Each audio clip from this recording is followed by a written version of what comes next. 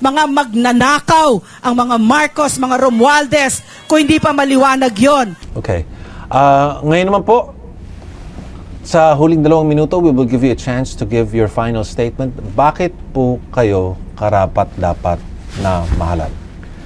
Well, tayo po ay sa ating 3 termino, 3 beses tayo pinanalo ng ating mga kababayan. Nagtiwala sa atin. Binigyan sa atin yung kanilang suporta at tiwala. At dun sa 3 termino na yun, ni minsan hindi tayo nasangkot sa anumang kaso ng anomalya.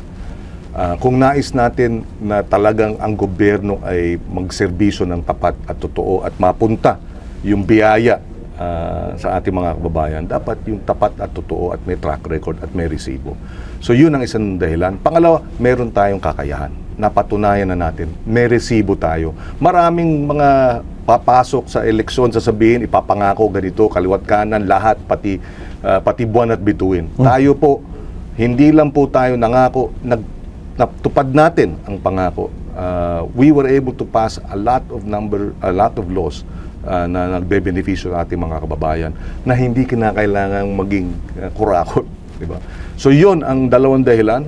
Meron tayong resibo ng track record ng mga nagawa para sa ating mga kababayan.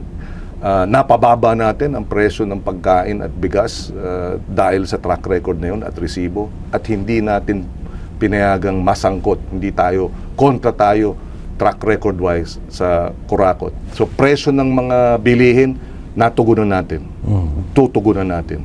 Yan ang hinihingi ng ating mga kababayan. Yung issue ng corruption, meron tayong track record ng malinis. Yan din, palagay ko, kailangan ang gusto ng ating mga kababayan. So you combine that, gaganda ang pamamahala at pamumuno at yung kalidad ng buhay ng ating mga kababayan, gaganda rin. Senator.